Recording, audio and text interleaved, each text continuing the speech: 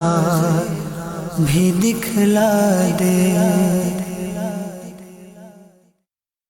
الحمدللہ رب العالمین والصلاة والسلام علی سید المرسلین اما بعد فاعوذ باللہ من الشیطان الرجیم بسم اللہ الرحمن الرحیم الصلاة والسلام علیک یا رسول اللہ الصلاة والسلام علیک یا حبیب اللہ الصلاة والسلام علیک یا نبی اللہ وعلی آلک واصحابک یا نور اللہ۔ مدنی چینل کے ناظرین، رمضان المبارک کی ان پرمسرت اور پرکیف لمحات میں الحمدللہ پروگرام قرآن کیا کہتا ہے کے ساتھ حاضر ہیں، اور اس سلسلے کی اس پروگرام کی خصوصیت یہ ہے کہ جانشین امیر اہل سنت صاحبزادہ اتار حاجی عبید رضا اتاری مدنی مدظ اللہ العالی ہمارے ساتھ تشریف فرما ہوتے ہیں۔ ان کے مدنی پھول ہوتے ہیں، پیاری پیاری باتیں ہوتی ہیں اور ہمیں بہت کچھ سیکھنے کو ملتا ہے۔ میں امید کرتا ہوں آخر تک دیکھیں گے تو اللہ نے چاہا تو بہت پیاری پیاری باتیں سننے کو، سیکھنے کو، سمجھنے کو ملیں گی۔ آخر تک اچھی اچھی نیتوں کے ساتھ ہمارے ساتھ شامل سلسلہ رہیے۔ درود پاک کی فضیلت شامل کرتے ہیں۔ نبی رحمت شفیع امت صلی اللہ تعالی علیہ وسلم کا فرمان ذی شان ہے، تمہارا مجھ پہ درود پاک پڑھنا تمہاری دعاؤں کا محافظ، رب تعالی کی رضا کا باعث اور تمہارے اعمال کی پاکیزگی کا سبب ہے۔ صلو علی الحبیب صلی اللہ تعالی علی محمد صلی اللہ تعالی علیہ وسلم۔ مدنی چینل کے ناظرین، آج الحمدللہ ہمارے اس پروگرام قرآن کیا کہتا ہے میں جو ہم موضوع لے کر حاضر ہوئے ہیں، چلنے پھرنے کے آداب سے متعلق ہے۔ اس بارے میں قرآن کیا کہتا ہے، چلتے ہیں صاحبزادہ اتاری کی طرف اور پوچھتے ہیں کہ جی اس بارے میں قرآن کیا کہتا ہے۔ بسم اللہ الرحمن الرحیم وَقْصِدْ فِي مَشْيِكَ وَغْضُضْ مِنْ صَوْتِكَ إِنَّ أَنْكَرَ الْأَصْوَاتِ لَصَوْتُ الْحَمِيرِ، اور میانہ چال چل اور اپنی آواز کچھ پست کرو، بے شک سب آوازوں میں بری آواز گدھے کی ہے۔ حضرت لقمان حکیم رضی اللہ تعالیٰ عنہ نے نصیحت کرتے ہوئے اپنے بیٹے کو فرمایا، جی اے میرے بیٹے، جب تم چلنے لگو تو نہ بہت تیز چلو اور نہ ہی بہت سست، جی کیونکہ یہ دونوں باتیں مذموم ہیں، یعنی کہ مذمت بیان کی گئی، اچھی بری باتیں، ٹھیک ہے، کہ ایک میں تکبر کی جھلک ہے جبکہ دوسری میں جو وہ چھچورا پن ہے، ٹھیک بلکہ تم درمیانی چال سے چلو، ٹھیک نیز شور کرنے اور چیخنے چلانے سے بچو، بے شک سب سے بری آواز گدھے کی ہے۔ کہ مقصود یہ ہے کہ شور مچانا اور آواز بلند کرنا یہ مکروہ اور ناپسند ہے، اور اس کی جو کچھ فضیلت بھی نہیں ہے، کہ جیسے کہ جو گدھے کی آواز ہے یہ بلند تو ہوتی ہے جی مگر اس کی آواز جو ہے وہ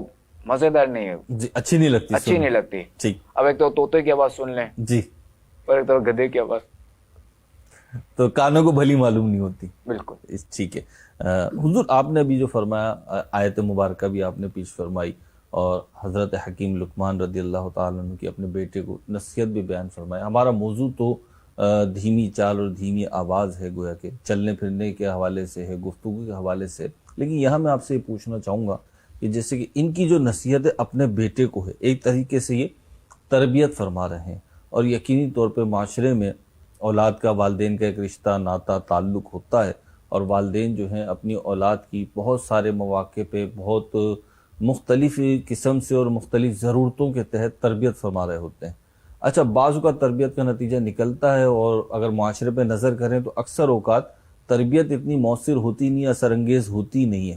تو تربیت کے حوالے سے کیا ہمارے رہنما اصول ہونے چاہیے، کیا بنیادی باتیں ہیں تربیت کے حوالے سے کہ جب ہم اپنی اولاد کی یا اپنے ماتحتوں کی یا اپنے چھوٹوں کی تربیت کرنے لگے تو اس کو اپنے پیش نظر رکھیں؟ والدین پر ہے کہ وہ اپنی اولاد کی جی تربیت کریں اور ان کی جو ہے وہ ہر جگہ ان کی رہنمائی کریں، ان کے عقائد کی حفاظت کرنی ہے اور انہیں عقائد کے بارے میں بتانا ہے۔ ٹھیک ہے، ٹھیک ہے، اب یہ بتائیں گے والدین؟ اب یہ نا والدین پہلے خود سیکھ لیں ٹھیک ہے، اور پھر سیکھیں۔ دیکھیں اس کے لیے پریشان نہ ہو، الحمدللہ عز و جل دعوت اسلامی کا جو دینی ماحول ہے، جی تو دعوت اسلامی جو نا بہت آسان انداز میں کتابوں کو دیکھ کر بھی عقائد بتائے جا سکتے ہیں۔ مدنی چینل بھی دیکھنا مفید ہے، مدنی اس حوالے چینل سے۔ دیکھیں، اس میں بھی عقائد دیکھ کر جو ہے وہ اپنے بچوں کو بتا سکتے ہیں. ٹھیک ہے. اب جیسے کتاب ہے نا بنیادی عقائد و معمولات اہل سنت، یہ مفتی فضیل صاحب کی کتاب. اسی طرح جو ہے اسلام کی بنیادی باتیں، جی یہ کتاب بھی بہت زبردست ہے. ٹھیک ہے. ان کتب کے ذریعے جو ہے اپنی رہنمائی بھی کر سکتے ہیں ٹھیک ہے. اور اپنی اولاد کی بھی. ٹھیک ہے. ورنہ پھر بھی اگر کوئی مسئلہ ہو سمجھنے میں دشواری ہو تو کہاں دار سنت دور ہے. جی یہ فون کیجئے اور پوچھ لیں مسئلہ. اچھا عقائد کے بعد جو ہے وہ اب آ جائیں ان کے اعمال پر. ان کے جو ظاہری اعمال ہے وہ درست کرنے. اب اس میں جو ہے نا وہ نماز بھی آ گئی اور دیگر عادات و اطوار بھی آ گئے. ٹھیک ہے. جو نظر آتی ہیں، جو نظر آتی ہیں. ٹھیک ہے. تو یہ ظاہر کی قید کیوں لگائی؟ باطن کی بھی اصلاح کرنی ہے پھر. بالکل باطن کی بھی اصلاح کرنی ہے، کیونکہ مہلکات بھی تو ہے نا جو دل کی بیماریاں ہیں. ایک تو دل کی بیماری وہ جیسے بائی پاس ہوتا ہے. ٹھیک ہے. اور یہاں کون سی بیماری؟ اچھا یہاں جو ہے وہ دل کی بیماری جو ہے نا مہلکات، جیسے حسد، کینہ، تکبر. جی یہ کہ دل کی بیماری ہے نا. جی. تو اس کی بھی ظاہر ہے کہ اس سے بھی بچانا ہے، اپنی اولاد کو خود ہی بچنا ہے، اپنی اولاد کو ہی بچانا ہے. ٹھیک. اچھا اسی طرح جو ہے وہ کیا کہتے ہیں ان کے اخلاقیات جو ہے نا وہ بہتر بنانے کی کوشش کرنی ہے. نتیجہ یہ نکلا عقائد، جی ظاہری عمل، ٹھیک ہے، باطنی معاملات جی، اور اخلاقیات. ان 4 معاملوں میں خصوصی طور پہ تربیت کرنی ہے اور اس کو پیش نظر رکھنا اور پیش نظر رکھنا اور نگہبانی کرنی ہے. ٹھیک ہے. حضور اب آپ نے جو آیت مبارکہ پیش کیا، آج ہمارا موضوع بھی ہے چال، یعنی ظاہر سی بات ہے زندگی کا حصہ ہے چلنا پھرنا. تو اللہ تعالیٰ سلامت رکھے. جن کی ٹانگیں سلامت ہیں، پاؤں سلامت ہیں، وہ چلتے پھرتے ہیں. ہم مسلمان ہیں، اور جیسے کہ جانشین امیر اہل سنت نے فرمایا کہ مسلمان کی رہنمائی کی جا رہی ہے نا، یعنی لمحہ و لمحہ زندگی کا شعبے میں کی جا رہی ہے. آپ نے پچھلے پروگراموں میں بھی ایسی گفتگو فرمائی تھی. تو اب چال کے حوالے سے، چلنا پھرنا جو ہے، اس حوالے سے ہمارے پاس کیا مدنی پھول ہیں، کیا آداب ہیں، کیا سنتیں ہیں، کیا کہتا ہے اسلام مزید؟ دیکھیں اسلام جو ہے نا وہ چلنے میں بھی ہماری رہنمائی کرتا ہے کہ ایک مسلمان ہونے کے ناطے اس بندے کو کس طرح چلنا ہے. جی. تو اسلام یہ کہتا ہے کہ اطمینان اور وقار کے ساتھ عاجزانہ انداز میں چلنا ہے. ٹھیک ہے. میانہ روی رکھنی ہے، نہ ہی اتنا تیز بھاگنا ہے کہ لوگوں کو تشویش ہو کہ کیا ہو گیا، خیریت تو ہے، اور نہ ہی اتنا آہستہ چلنا ہے کہ کوئی کہے اچھا بیمار ہے. بالکل جو ہے نا وہ میانہ روی رکھنی ہے، درمیانہ چال چلنا ہے، اعتدال سے چلیں، اعتدال سے چلنا ہے. جیسا کہ اللہ کریم قرآن پاک میں ارشاد فرماتا ہے وَعِبَادُ الرَّحْمَنِ الَّذِينَ يَمْشُونَ عَلَى الْأَرْضِ هَوْنًا، اور رحمان کے وہ بندے جو زمین پر آہستہ چلتے ہیں. یہ مقام تحسین میں فرمایا، ان کی تحسین کی گئی ہے، تحسین کی گئی، تعریف کی گئی، تعریف کی گئی ہے. حضور جیسے کہ آپ نے فرمایا، قرآن کی آیت بھی پیش کری بھی آپ نے، عباد الرحمان کے تحت بھی اس چیز کو بیان فرمایا ہے. آہستہ چلیں یا اعتدال سے چلیں، اصل میں تو یوں اعتدال میں چلیں، ایک درمیانی راہ جو ہے اس کو درمیان ہے، بیلنس. ٹھیک ہے. نہ تیز ہو نہ بالکل سست ہو، جو آپ نے فرمایا.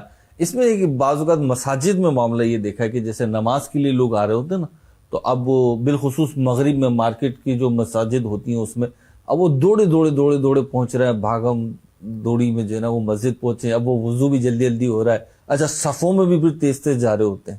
تو وہاں پہ بھی اس کو کچھ نصیحت فرمائیں گے ایسے لوگوں؟ ہاں بالکل، کہ مسجد میں ہم اس طرح جماعت حاصل کرنے کے لیے نہیں بھاگیں گے کہ مسجد میں دھمک کی آواز پیدا ہو. وہ جماعت نکل جائے گی نہیں نا، جائز ہی نہیں ہے. پھر وہ جو جماعت یا رکعت نکل رہی اتنی اگر فکر ہے تو پھر آپ جلدی آ جاتے ہیں نا. تو یہاں پہ بھی جو ہے نا بعض کا نفس کا معاملہ ہوتا ہے کہ اب جو ہے نا مجھے ایک رکعت پڑھنی پڑے گی الگ سے. مسئلہ یہ ہے تو کیا کریں پھر؟ بالکل مسجد کا ادب ملحوظ خاطر رکھتے ہوئے جو ہے نا آہستہ چلے، نارمل چلے. اور جماعت البتہ تھوڑا سا تیز چل سکتا ہے، اتنا کہ یہ جو ہے نا وہ دھمک پیدا نہ ہو، وقار کے منافی بھی نہ ہو. حضور اس میں جیسے آپ نے فرمایا تو غفلت ہے نا، لیکن بعض اوقات واقعی میں ایسی کنڈیشن ہو جاتی ہے کہ جو فرد نماز پڑھنے جا رہا تھا، جو اسلامی بھائی نماز پڑھنے جا رہا تھا یا تیاری کر رہا تھا، اس میں تیاری میں کسی بھی وجہ سے تاخیر ہو گئی کچھ.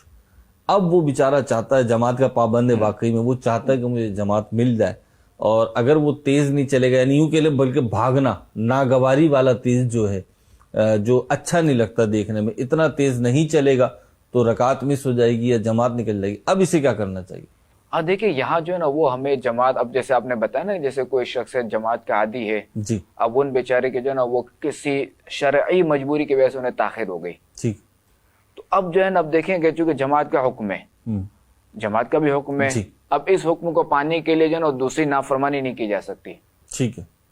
بس اس سے جو اللہ اور رسول کا حکم ہے اس کے مطابق جو وہ عمل کرنا ہے. ایک بیانہ روی سے چلے گا. اس میں اگر جماعت اگلے کے لیے ایک رکعت اگر نکل جائے تو اب دیکھیں کہ اگر شرعی مجبوری ہے جی تو ظاہر ہے کہ وہ ایک الگ چیز ہے.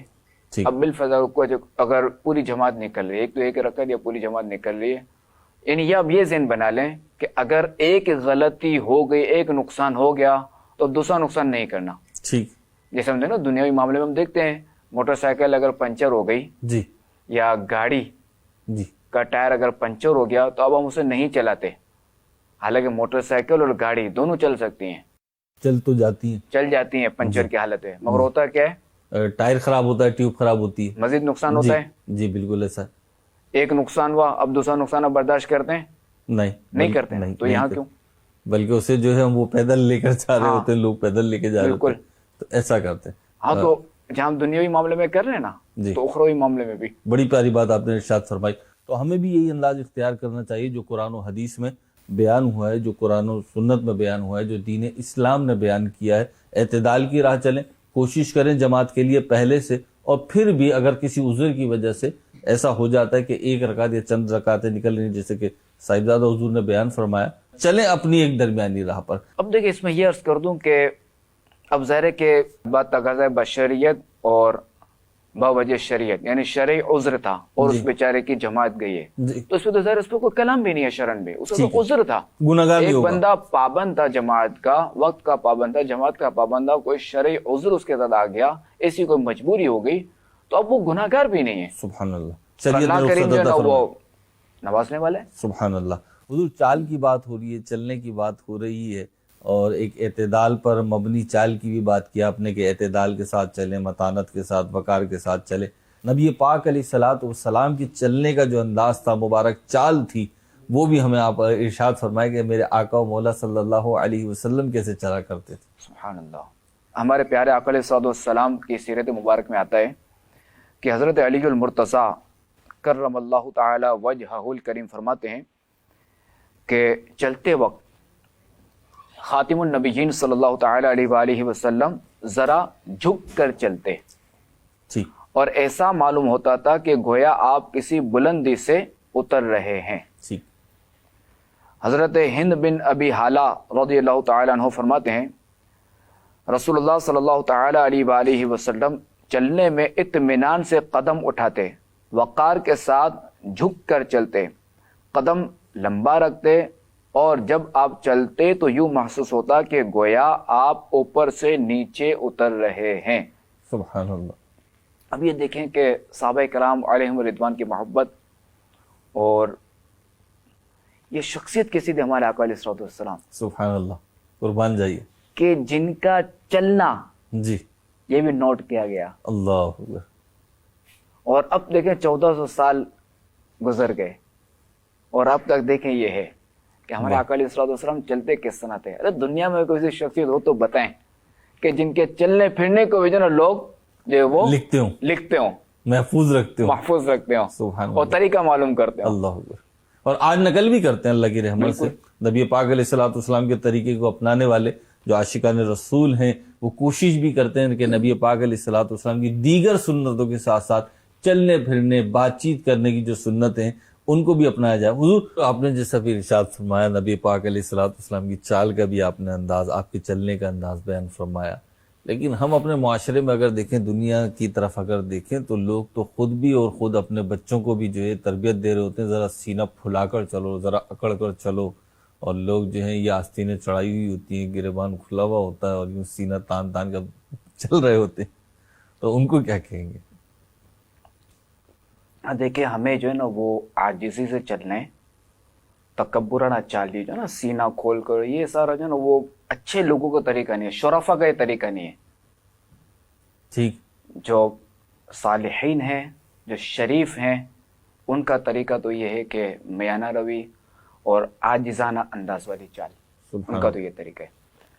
اللہ کریم قرآن پاک میں ارشاد فرماتا ہے وَلَا تَمْشِ فِي الْأَرْضِ مَرَحًا إِنَّكَ لَن تَخْرِقَ الْأَرْضَ وَلَن تَبْلُغَ الْجِبَالَ طُولًا. اور زمین میں اتراتا نہ چل، بے شک تو ہرگز زمین نہ چیر ڈالے گا اور ہرگز بلندی میں پہاڑوں کو نہ پہنچے گا۔ اللہ اکبر۔ یہ دیکھیں قرآن پاک ہمیں کیا حکم فرما رہے ہیں، تو اللہ کریم کا تو ارشاد یہ ہے۔ ایسی چال جو لفنگوں والی ہو، جو جس میں تکبرانہ پہلو ہو۔ بالکل، تو ایسی چال سے ہمیں بچنا ہے، ہمیں بچنے کا حکم ہے۔ ٹھیک ہے، چلنے پھرنے کی بھی سنتیں اور آداب ہیں، ٹھیک ہے۔ تو ہمیں جو بھی کام کرنا ہے سنت کے مطابق کرنا ہے۔ اچھا، تو اس میں بعض افراد ہوتے ہیں ان کو عادت ہی ہوتی ہے، چل رہے ہوتے ہیں تو ان کی اپنی منزل پہ نگاہ کم ہوتی ہے، ادھر ادھر دیکھیں گے، کبھی رائٹ دیکھیں گے، کبھی لیفٹ دیکھیں گے، کبھی اوپر کبھی نیچے، یعنی نا وہ ادھر ادھر پریشان نظری کا بیچارے شکار ہوتے ہیں جسے کہتے ہیں، تو ان کے بارے میں کیا کہیں گے؟ آپ دیکھیں کہ ایسا تو بندہ کہاں سے لائیں گے کہ جو 1 کلومیٹر دور اپنی منزل دیکھ لیں۔ البتہ یہ ہے کہ پریشان نظری جو نا ادھر ادھر دیکھنا، یہ درست نہیں۔ امام اعظم کا مجھے اس پہ واقعہ یاد آیا کہ ایک بار جب آپ کہیں تشریف لے جا رہے تھے، آپ کے ساتھ چند رفقا بھی تھے، جی، تو آپ نے ایک شخص کو دیکھتے ہی فرمایا کہ یہ مسافر معلوم ہوتا ہے، یہ مسافر ہے۔ تو جو رفقا تھے وہ گئے ان کے پاس اور پوچھا اب کیا مسافر ہیں یہاں؟ تو اس نے کہا جی ہاں۔ تو امام اعظم رحمۃ اللہ تعالی علیہ سے پوچھا کہ یہ آپ نے کیسے پہچان لیا؟ تو انہوں نے فرمایا چونکہ یہ ادھر ادھر یہ دیکھ رہے ہیں نا حیرت سے، تو یہ اس کی علامت تو ہے۔ یہ اس کی علامت ہے۔ یعنی اس سے دیکھیں یہ بھی پتہ چلا کہ امام اعظم کے شہر میں جی، جہاں امام اعظم تشریف فرما تھے وہاں لوگ اس طرح دیکھتے نہیں تھے، رواج نہیں تھا اس چیز کا۔ رواج وہاں نہیں تھا اس طرح کا کہ وہ نیچے دیکھ کے چلتے ہوں گے۔ ٹھیک ٹھیک، تو ہمیں ظاہر ہے کہ یہی کہ نیچے دیکھ کر چلنا ہے۔ اب چونکہ حالات آپ کے سامنے ہے کہ کبھی کسی پر نظر پڑ جائے، کسی لیڈیز وغیرہ پر، اس سے بھی ہمیں آنکھیں بچانی اپنی، ٹھیک تو نیچے دیکھ کے چلیں، اوپر وقار طریقے سے چلیں۔ ٹھیک، ماشاءاللہ امام اعظم کی فراست بھی معلوم ہو رہی ہے۔ حضور میں چاہوں گا سلسلہ اپنے اختتام کی طرف بڑھ رہا ہے۔ آج جو ہم نے چند باتیں سیکھی ہیں قرآن کی روشنی میں، احادیث طیبہ کی روشنی میں، نبی پاک علیہ الصلوۃ والسلام کی سیرت کی روشنی میں، ان کو کنکلوڈ کریں اور کچھ پوائنٹس کی صورت میں ہمارے مدنی چینل کے ناظرین کو آپ ارشاد فرمائیں۔ ہاں دیکھیں، آج جو آیت کریمہ کا ایک حصہ سنا جی، تو اس میں یہ کہ وہ چلنے پھرنے کے آداب، ٹھیک ہے، تو یہ کہ چلنے میں میانہ روی رکھنی ہے، یعنی نہ ہی اتنا تیز چلنا اور نہ ہی اتنا آہستہ چلنا کہ لوگ بیمار کہیں، ٹھیک ہے؟ تکبر سے نہیں چلنا، سینہ وغیرہ کھول کے کہ مغرور کا طریقہ، اس سے بھی بچنا ہے۔ اچھا، دوسرا ہے، ایک یہ بھی عرض کر دوں کہ جو ہے نا وہ جیسے ہم جا رہے ہیں راستے میں، جو پتھر آ گیا اس کو لات مار دی، کوئی ڈبہ آ گیا اس کو لات مار دی، اس سے بھی بچنا ہے۔ ٹھیک ہے، اچھا، راستے بیچ روڈ پہ نہیں چلنا، کنارے پہ چلنا ہے۔ فٹ پاتھ جو ہے نا یہ جو آج کل بنی ہوتی ہے یہ چلنے کے لیے بنی ہوتی ہے۔ ٹھیک ہے، روڈ جو ہے وہ جو گاڑیوں ڈامر کے والا ایریا ہے جی وہ کیا کہتے ہیں ٹریک وغیرہ بنے جی تھے، جی۔ وہ گاڑیوں کے لیے، موٹر سائیکلز کے لیے، اور فٹ پاتھ جو ہے نا یہ چلنے کے لیے، پیدل والوں کے لیے۔ جی، اچھا، ہمارے یہاں حضور الٹا ہو رہا ہوتا ہے بعض اوقات، ہمارے یہاں یہ ہو رہا ہوتا ہے فٹ پاتھ پہ بائک چل رہی ہوتی ہے اور بیچارے پیدل چلنے والے روڈ پہ چل رہے ہوتے ہیں۔ نہیں آپ کے یہاں ہوتا ہوگا، میں نے تو نہیں دیکھا۔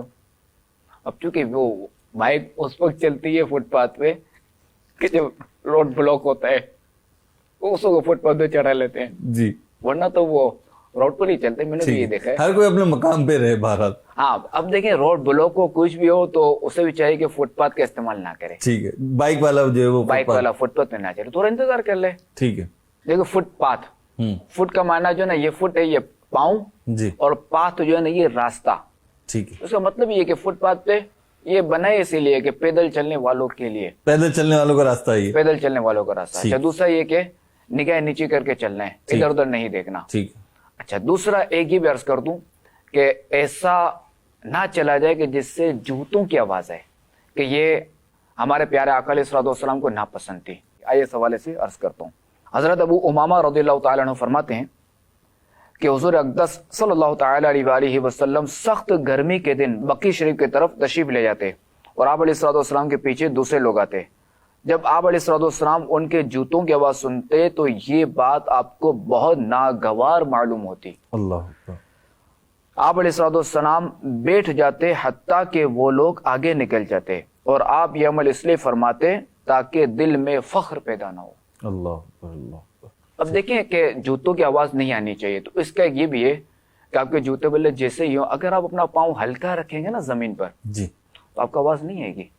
ٹھیک ہے، میرا خود اپنا تجربہ ہے کہ جیسے ہی جوتا ہو، سیڑھیوں پہ چڑھنے میں بھی انشاءاللہ الکریم آپ کو آواز نہیں آئے گی، اور چلنے میں بھی آواز نہیں آئے گی، چاہے لکڑی کے جوتے ہوں۔